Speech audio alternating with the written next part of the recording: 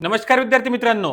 ज्या विद्यार्थ्यांनाही 2026 मध्ये ITI ला ऍडमिशन घ्यायचं आहे त्यांच्यासाठी आजपासून फॉर्म फिलिंग चालू झालेलं आहे. तुम्ही फॉर्म कशा पद्धतीने भरायला पाहिजे, फॉर्म मध्ये कोणत्या चुका तुम्ही नाही करायला पाहिजे. तसंच बघा, मॅक्झिमम जण हे नेट कॅफेवरती फॉर्म भरतात आणि नेट कॅफेवरती सुद्धा फॉर्म भरत असताना काही काही सिली मिस्टेक त्या करून बसतात आणि याचाच परिणाम तुमच्या ऍडमिशन वरती होतो आणि ऍडमिशनच्या वेळेस तुम्हाला काय करावं लागतं, याचे कॉन्सिक्वेन्सेस सहन करावे लागतात. मग जर तुम्हाला हे म्हणजे समोर येणाऱ्या अडचणी जर का तुम्हाला उद्भवून घ्यायचे नसतील तर तुम्ही फॉर्म कशा प्रकारे भरला पाहिजे, रजिस्ट्रेशन कशा पद्धतीने केलं पाहिजे आणि स्टेप बाय स्टेप कोणकोणत्या कॉलममध्ये कोणकोणत्या गोष्टी ऍड करायला पाहिजे आणि तुम्ही कंप्लीट डॉक्युमेंट्स तुम्हाला कोणकोणते रिक्वायरमेंट आहे आणि कशा पद्धतीने तुम्ही ITIचा फॉर्म भरायला पाहिजे, याच बाबत आजच्या व्हिडिओमध्ये आपण एक्सप्लेन करणार आहे. मी तुम्हाला कम्प्युटरच्या स्क्रीनवरती दाखवणार आहे की तुम्ही स्टेप बाय स्टेप फॉर्म कसा भरायला पाहिजे, रजिस्ट्रेशन कसं करायला पाहिजे आणि सोबत सोबत फीस पेमेंट करताना कोणकोणती काळजी तुम्ही घ्यायला पाहिजे. चला तर व्हिडिओला सुरू करूया. बघा, फॉर्म भरण्यासाठी सर्वात आधी तुम्हाला ITI ऍडमिशन 2026 असं गुगलवरती सर्च करावं लागेल. नंतर जी पहिली वेबसाईट दिसेल ITIadmission.gov.in त्यावरती क्लिक करा. क्लिक केल्यानंतर बघा, हे ऍडमिशनचं नवीन पोर्टल तुमच्यासमोर ओपन झालेलं आहे. याआधी ऍडमिशनचं वेगळं पोर्टल होतं आणि आता ऍडमिशनचं वेगळं पोर्टल आहे. हे नवीनवालं पोर्टल. आता याच्यात बघा, तुम्हाला एका साईडला कॅन्डिडेट लॉग इन असं दिसत असेल, तर मग त्या कॅन्डिडेट लॉग इन वरती दोन ऑप्शन आहेत, एक न्यू कॅन्डिडेट रजिस्ट्रेशन आणि रजिस्टर्ड कॅन्डिडेट लॉग इन. तर आपल्याला न्यू कॅन्डिडेट रजिस्ट्रेशन करायचं आहे, त्यामुळे न्यू कॅन्डिडेट रजिस्ट्रेशन वरती क्लिक करा. इथं तुम्हाला एक महत्वाचा प्रश्न विचारलाय बघा, how you register for ITI admission.gov.in म्हणजे 2017 ते 2025च्या दरम्यान तुम्ही ITI मध्ये ऍडमिशन केलं आहे का. जर केलं असेल तर यस करायचं आणि नसेल केलं तर नो करायचं. म्हणजे तुमचा ITI यामध्ये ITI झालेला आहे का, तर नाही झालेला म्हणून आता मी नो करणार. नंतर प्रश्न विचारला पहा, have you register MSBVT admission म्हणजे MSBVT जे शॉर्ट टर्म कोर्सेस वगैरे होतात त्यासाठी तुम्ही ऍडमिशन केलेलं आहे का. जर केलं असेल तर तुम्ही यस करू शकता, नसेल तर नो करायचं. जर तुम्ही यस क्लिक केलं तर तुम्हाला नंबर टाकावा लागेल रजिस्ट्रेशनचा, त्याच्यामुळे नो क्लिक करून पुढे चला.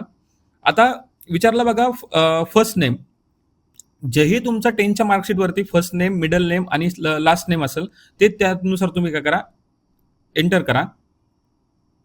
बघा, लास्ट नेम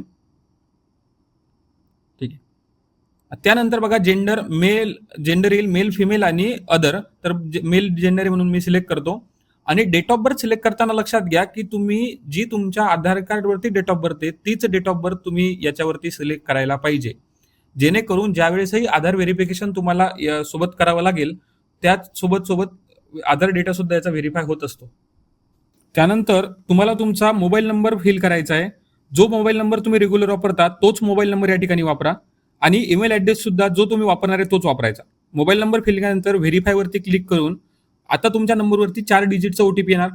मग OTP आल्यानंतर म्हणजे हा OTP तुमचा मोबाईल नंबर व्हेरीफाय करण्यासाठी राहतो. OTP आल्यानंतर त्याच्यामध्ये OTP इन्सर्ट करा आणि व्हेरीफाय OTP वरती क्लिक करा. बघा, तुमचा OTP व्हेरीफाय झालेला आहे. आता तुम्हाला सिक्युरिटी क्वेश्चन सिलेक्ट करायचा, म्हणजे जेणेकरून जर तुम्ही पासवर्ड विसरला तर पासवर्ड विसरल्यानंतर तुम्ही तो पासवर्ड रिसेट करण्यासाठी सिक्युरिटी क्वेश्चन सुद्धा रिसेट करू शकता. कोणताही एक सिक्युरिटी क्वेश्चन सिलेक्ट करा आणि त्याचा आन्सर त्या समोर म्हणजे त्या आन्सर बॉक्समध्ये आन्सर काय करा, लिहून ठेवा. आता मी कोणता स्पोर्ट्स आवडतो हे क्लिक करतो, आणि याचं क्रिकेट आन्सर आहे. आता बघा, तुम्हाला पासवर्ड सेट करायचा आहे. पासवर्ड सेट करताना लक्षात राहू द्या की पासवर्ड सेट करताना मी त्या पासवर्डमध्ये कॅपिटल लेटर आलं पाहिजे, त्या पासवर्डमध्ये स्मॉल लेटरही आलं पाहिजे, नंबरही आले पाहिजे आणि सोबत एखादं स्पेशल कॅरेक्टर सुद्धा त्या पासवर्डमध्ये आलं पाहिजे आणि दोन्ही जे पासवर्ड तुम्ही टाकणार आहे हे पासवर्ड एकमेकांसोबत मॅचही झाले पाहिजे. बघा, आता हा मॅच नाही झाला तर बघूया, एक मिनिट.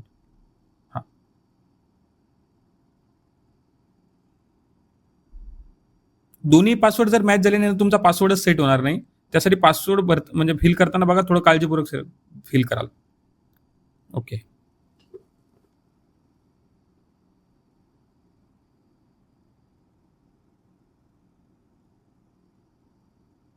बघा, पासवर्ड फिल झाल्यानंतर हे जे ग्रीन झालं म्हणजे याचा अर्थ दोन्ही मॅच झाले. आता कॅप्चा याच्यामध्ये फिल करून आता हा आपण कंप्लीट फॉर्म फिल केलेला आहे. आता तुम्हाला सर्वात खाली रजिस्टर्ड नाऊ बटन असेल त्याच्यावरती क्लिक करा. रजिस्टर नाव वरती क्लिक केल्यानंतर बघा, तुम्हाला तुमचं नाव आणि तुमचा एक रजिस्ट्रेशन ID इथे जनरेट झालेला आहे आणि हाच ID तुमचा जो परमनंट रजिस्ट्रेशन ID असतो जो इथून पुढे ऍडमिशनसाठी तुम्हाला कामी पडणार आहे. त्यामुळे हा ID सर्वांनी जपून ठेवा. तसंही याचा मेसेज सुद्धा तुमच्या मोबाईलवरती येऊन जाणार, त्याच्यामुळं पण हा ID नाही का तुम्ही जपून ठेवायला पाहिजे. नंतर आता बघा, तुम्ही प्रोसीड टू लॉग इन वरती जर क्लिक केलं बघा प्रोसीड टू लॉग इन वरती क्लिक करून घ्यायचंय. प्रोसीड टू लॉग इन वरती क्लिक केल्यानंतर तुम्हाला एक लॉग इन आयडी आणि पासवर्ड टाकण्यासाठी विंडो ओपन होईल. मग इथं जो आत्ता पासवर्ड तुम्ही सेट केला आणि जी आयडी तुम्हाला मेसेजद्वारे मिळाली ती आयडी तुम्ही टाकू शकता. तसंच बघा जर तुम्हाला समजा आता इथून या विंडोजला क्लोज करून जर तुम्हाला दुसरीकडून लॉग इन करायचं असेल सांगतो मी तुम्हाला. ही विंडोज क्लोज करायची आणि जो आपण स्टार्टिंगला बघा कॅन्डिडेट रजिस्टर्ड कॅन्डिडेट होतं तिथं म्हणजे बघा कोणाला रजिस्टर्ड कॅन्डिडेट लॉग इन म्हणजे आता तुमचं रजिस्ट्रेशन कंप्लीट झालं आणि रजिस्टर्ड कॅन्डिडेट लॉग इन याच्यावर क्लिक करून सुद्धा तुम्ही काय करू शकता तुमचं म्हणजे आपण लॉग इन करू शकतो.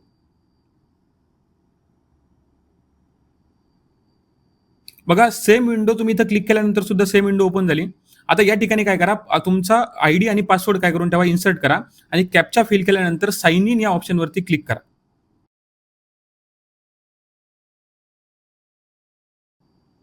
जसं आता तुमचं साइन इन होऊन जाणार पासवर्ड वगैरे जर सेव्ह करायचं सेव्ह करून ठेवा नसेल तर नाही केला तरी चालतो. आता बघा प्रोसीड टू फिल प्रोफाईल आहे म्हणजे आता तुम्ही रजिस्ट्रेशन कंप्लीट झालं आणि तुम्हाला आता तुमची काय करायची प्रोफाईल तयार करायची आहे म्हणजे जेणेकरून तुम्हाला तुमचं काय म्हणतात सगळं डिटेल्स वगैरे जिथं फिल करायचे त्याच्यात करावं लागतात. आता ही फॉर्मची स्टार्टिंग एंडिंग डेट एंड डेटकडे लक्ष देऊ नका कारण अजून डिक्लेअर झाली नाही. नंतर तुम्ही प्रोसीड टू फिल प्रोफाईल वरती क्लिक करा. क्लिक केल्यानंतर तुमचं अकाउंट लॉग इन होऊन जाणार आणि लॉग इन झाल्यानंतर बघा आता आपल्याला इथं काय करायचं आपल्या डिटेल्स फिल करायचे आहेत. ज्या डिटेल्स आपण रजिस्ट्रेशनमध्ये फिल केल्या त्या ऑलरेडी येतील. आता इथं बघा आधार नंबर आहे आधार नंबरवरती तुमचा पूर्ण आधार नंबर टाकून व्यवस्थित बघा आता एक आकडा चुकला म्हणून नाही आलं व्यवस्थित पूर्ण आधार नंबर टाका आणि व्हेरीफाय वरती क्लिक करा. जोही डेटा तुम्ही आता इथं याच्या आधी फिल केलेला आहे तो तुमच्या आधार कार्ड सोबत व्हेरीफाय होणार. जर नाव आणि डेट ऑफ बर्थ मॅच झाली तर व्हेरिफिकेशन सक्सेसफुल येणार नाही ते येणार नाही. त्यानंतर खाली बघा अपर आयडीच्या साईडला अॅन्युअल फॅमिली इन्कम आहे जी फॅमिली इन्कम तुमची असेल ती सेट करा आणि तुमचा ब्लड ग्रुप वगैरे काय करायचं याच्यामध्ये इन्सर्ट करून निघा. त्यानंतर जर तुमच्याकडे व्हॉट्सअपचा मोबाईल नंबर असेल तर यस करायचं नसेल तर नो करायचं म्हणजे याच्या काय व्हॉट्सअपवरती तुम्हाला मेसेजसाठी नाही का ज्या अपडेट्स येते येणार आहेत तर मग इथं व्हॉट्सअप नंबर तुमचा काय करा इन्सर्ट करून घ्या जेणेकरून तुम्हाला डीव्हीटी थ्रू डायरेक्ट मेसेज व्हॉट्सअपवर सुद्धा येतील. नंतर सेव्ह अँड कंटिन्यू वरती क्लिक करायचं. पण त्याआधी बघा जी अपार आयडी मी सांगितली अपार आयडी तुम्ही कशी काढायला पाहिजे याचा डिटेल व्हिडिओ सुद्धा मी बनवणार आहे. तर तुम्ही अपार आयडी नसेल तर डायरेक्टली तुम्ही काय करू शकता सेव्ह अँड कंटिन्यू करा जर तुमच्याकडे अपार आयडी नसेल तर. त्यानंतर बघा ऍड्रेस डिटेल्समध्ये तुम्हाला काय करावं लागेल तुमचा जो करस्पॉन्डन्स ऍड्रेस आहे म्हणजे सध्या तुम्ही ज्या ठिकाणी राहता त्या ठिकाणचा ऍड्रेस हा पूर्णपणे फिल करून घ्या म्हणजे ऍड्रेस लाईन 1 कुठे राहता नंतर कंट्री तुमचा पिनकोड किती आहे एरियाचा पिनकोड टाकला मॅक्झिमम इन्फॉर्मेशन तुमची येऊन जाते. बघा आता मी पिनकोड टाकल्याबरोबर माझी सगळी डिटेल्स प्री फिल झालेली आहे. आता फक्त मला सिटी किंवा व्हिलेज या ठिकाणी तुम्ही तुमच्या तालुक्याचं नाव सिलेक्ट करू शकता आणि जर तुमचा जो परमनंट ऍड्रेस सेम असेल तर यस करा आणि जर परमनंट ऍड्रेस वेगळा असेल तर नो करून तुम्ही तुमचा परमनंट ऍड्रेस सुद्धा काय करू शकता याच्यामध्ये भरू शकता. मी यस करून काय करतो सेव्ह अँड कंटिन्यू करून घेतो. आता याच्यात तुम्हाला पॉपअप विंडो दिसेल की तुम्ही परत एकदा व्हेरीफाय करून घ्या जर नसेल तर एडिट करा आणि असेल तर यस सबमिट करून घ्या. बघा नंतर काय येतं पॅरेंट गार्डियन डिटेल्स बघा तुम्ही ऑर्फन आहेत अनाथ आहेत का ह्या जर डिटेल असतील अनाथ असेल तर यस करायचं नसेल तर नो करायचं. आणि नो केल्यानंतर बघा तुम्हाला एवढी सगळी डिटेल्स भरायला भेटतील. या ठिकाणी तुमच्या आई वडिलाचं नाव त्यांचं अॅन्युअल इन्कम किती आहे त्यांचा बिझनेस किती हे सगळं सेट करावं लागणार आहे आपल्याला. ऑक्युपेशनमध्ये बघा फार्मर असेल तर तुम्ही सरळ सरळ वडील शेतकरी असेल तर फार्मर किंवा जॉबला वगैरे असेल तर तुम्ही इथं जॉब सर्च करू शकता जे पण जॉबला असतील. आता माझे वडील फार्मर आहे म्हणून मी इथं फार्मर सिलेक्ट करतो आणि नंतर तुमच्या वडिलांचा अॅन्युअल इन्कम वगैरे किती आहे हे सगळं तुम्हाला बघायला मिळेल. वडिलांचं बघा याच्यामध्ये डोमिसाईल स्टेट आणि डोमिसाईल डिस्ट्रिक्ट दोन्ही सुद्धा तुम्हाला काय करायचं याच्यामध्ये ऍड करायचे आई आणि वडिलांचे दोघांचे सुद्धा.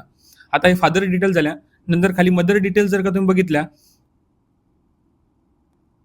तर मदर डिटेल्समध्ये बघा आईचं नाव टाकायचं आईचं नाव मिडल नेम आणि तुमचं सरनेम टाकून घ्यायचं.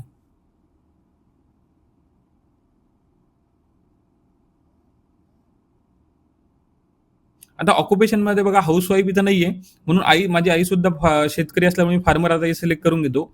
फार्मर सिलेक्ट करून आईचं अॅन्युअल इन्कम आणि नंतर बघा आईचं डोमिसाईल स्टेट. आता डोमिसाईल स्टेट आपलं महाराष्ट्राचं असल्यामुळे महाराष्ट्र टाकून घ्यायचं आणि नंतर बघा जर तुम्ही याच्यापैकी काही जरी सोडलं डायरेक्ट सेव्ह केल्यानंतर बघा इथं पॉपअप मेसेज येईल परत तुम्हाला की काय तुमचं राहिलेलं आहे. मग आता काय राहिलं आईचं डोमिसाईल काय डिस्ट्रिक्ट राहिला तर तो सिलेक्ट करून घ्या हा ना ओके आणि सेव्ह करून घ्या परत. त्यानंतर बघा आता नॅशनॅलिटी डोमिसाईल तुमचं काय नॅशनॅलिटी इंडियन आहे महाराष्ट्राचे डोमिसाईल आहेत का यस करायचं. आणि आता डोमिसाईल डिस्ट्रिक्ट याच्यात काय होतं माहिती आहे का जर तुम्ही डोमिसाईल स्टेट आणि डोमिसाईल डिस्ट्रिक्ट तुमचा नाही का परफेक्ट पाहिजे जेणेकरून तुम्हाला बघा ज्या कोटा आहे डिस्ट्रिक्ट कोटा त्याच्यातून लाभ भेटतो. मग जोही तुमचा डोमिसाईल डिस्ट्रिक्ट असेल तो इन्सर्ट करा आणि त्यानंतर काय करा ज्या कॅटेगरी डिटेल्स आहेत बघा आता तुमचं रिलिजन कोणतं आहे जे रिलिजन खालीलपैकी असेल ते तुम्ही रिलिजन सिलेक्ट करू शकता. त्यानंतर मदर टंग कोणती, कोणी मराठी मदर टंग असेल, कोणाची हिंदी असेल, तर तुम्ही मदर टंग आपापल्या याच्यानुसार सिलेक्ट करून घ्या.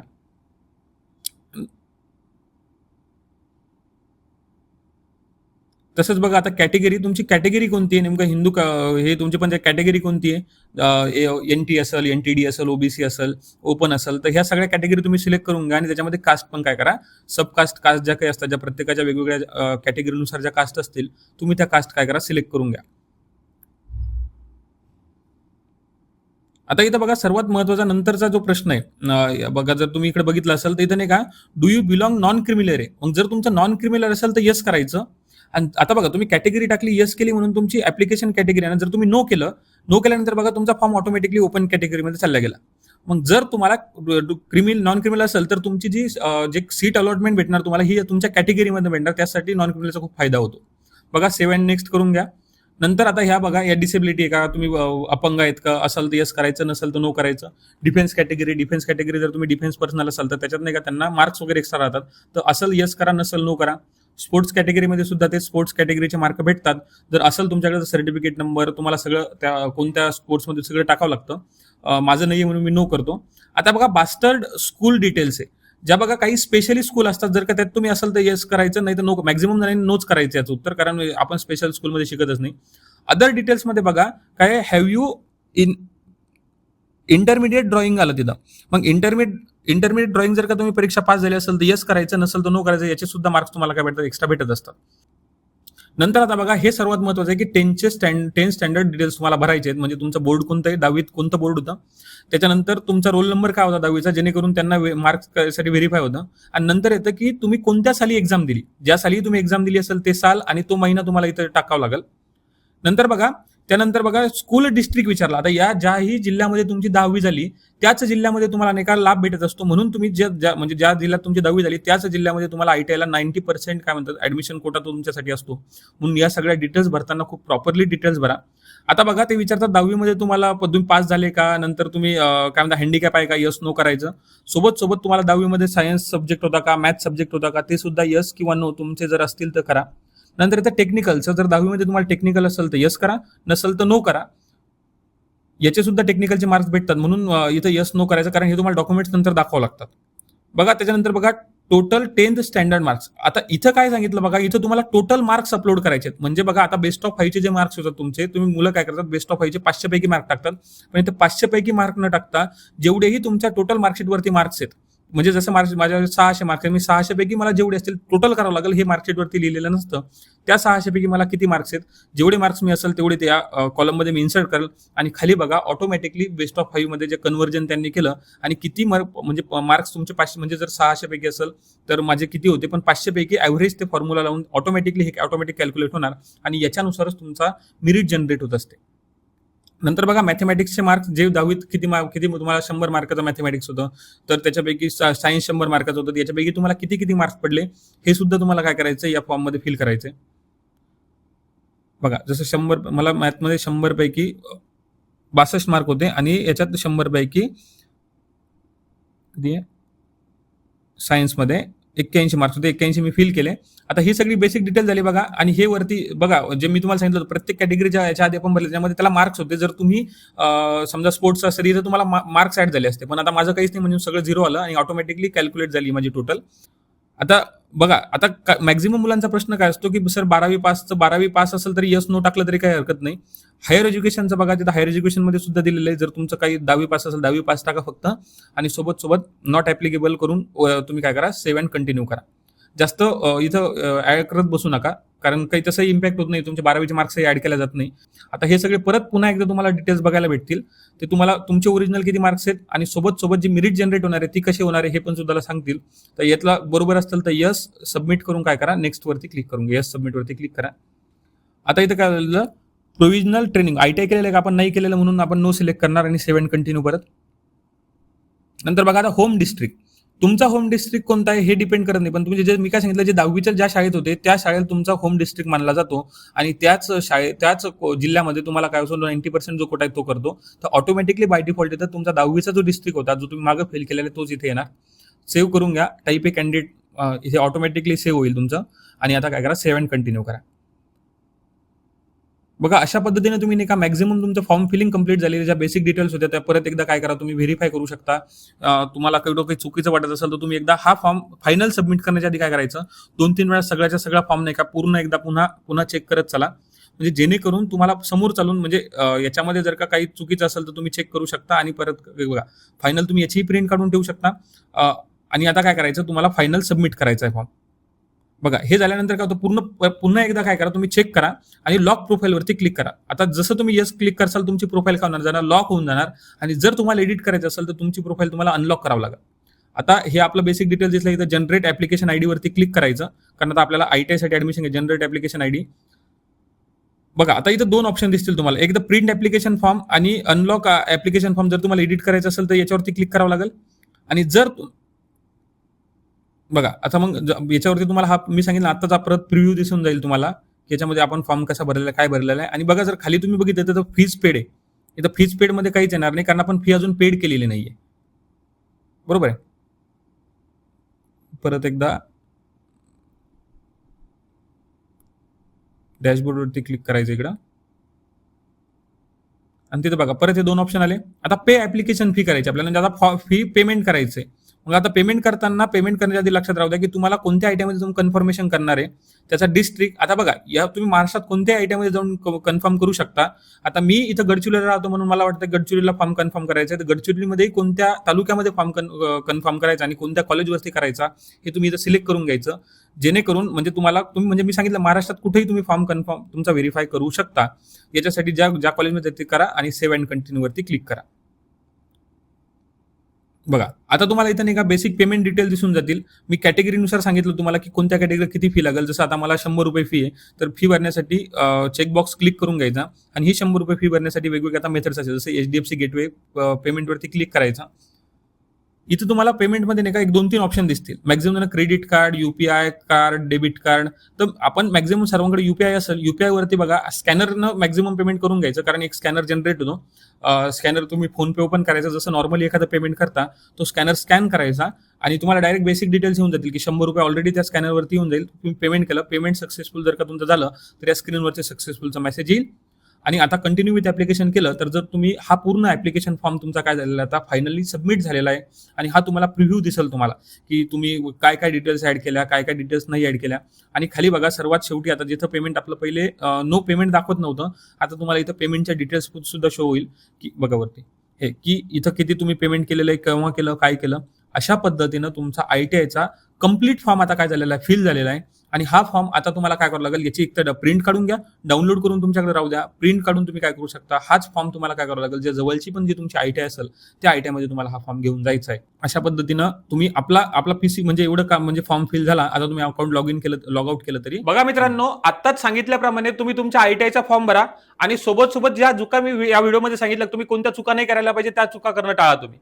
आता अशाच प्रकारचे जर का तुम्हाला अपडेट पाहिजे असेल की ITI ऍडमिशन रिलेटेड, की ऍडमिशन डेट केव्हा चालू झाली, नंतर आपलं कॅप राऊंड केव्हापासून चालू होणार आहे आणि तुम्हाला कोणतं कॉलेज अलॉट झालं हा मेसेज तुम्हाला येईल. तर या सगळ्या अपडेटसाठी नाही का मी एक म्हणजे माझ्या व्हॉट्सअपवरती ग्रुप बनवलेला आहे. जर तुम्हाला त्या ग्रुपला जॉईन व्हायचं असेल तर मी इथं स्कॅनर देऊन देतो आणि खाली डिस्क्रिप्शन मध्ये माझ्या व्हॉट्सअप चॅनलची आणि टेलिग्राम चॅनलची दोन्ही चॅनलची मी लिंक देणार. त्यात तुम्ही ऍड होऊन काय करू शकता, तुम्हाला अपडेट्स जर का ऍडमिशन विषयी जाणून घ्यायचे असतील तर तुम्ही अपडेट्स जाणून घेऊ शकता. बघा अशाच पद्धतीनं मी माझ्या युट्यूब चॅनलवरती, ज्या चॅनलवरती तुम्ही हा व्हिडिओ बघते तिथं प्लेलिस्टच्या सेक्शनमध्ये ITI ऍडमिशन 2026च्या अपडेटसाठी म्हणजे जेवढेही व्हिडिओ असतात, म्हणजे डॉक्युमेंट्स कोणते लागतात, सोबत जर अपार आयडी मी तुम्हाला सांगितलं, अपार आयडी तुम्ही कसा काढायला पाहिजे, नंतर ITI करायला पाहिजे का, ITI कोणी करायला पाहिजे, अशा वेगवेगळ्या प्रकारचे जे व्हिडिओ आहेत ते व्हिडिओ मी समोर चालून या व्हिडिओवरती या चॅनलवरती अपलोड करणार आहे. तेच जर तुम्हाला बघायचे असतील तर या प्लेलिस्टच्या सेक्शनमध्ये जाऊन, म्हणजे युट्यूब चॅनल सबस्क्राईब तर करूनच ठेवा, पण या प्लेलिस्टच्या सेक्शनमध्ये नाही का मी सर्व व्हिडिओ काय करणार आहे, अपडेट करत राहणार आहे. अशाच पद्धतीचे व्हिडिओ ITI ऍडमिशन रिलेटेड असो किंवा तुम्हाला कोणतेही डाऊट रिलेटेड व्हिडिओ असो, हे व्हिडिओ बघण्यासाठी माझ्या युट्यूब चॅनलला सबस्क्राईब करून ठेवा. हा व्हिडिओ आवडला असेल तर व्हिडिओला लाईक करा आणि हा व्हिडिओ नक्की शेअर करा तुमच्या अशा मित्रांना जेही सध्या ITI ऍडमिशन 2026 मध्ये फॉर्म भरणार आहेत आणि त्यांनाही कळू द्या की त्यांनी कोणत्या चुका नाही करायला पाहिजे. धन्यवाद.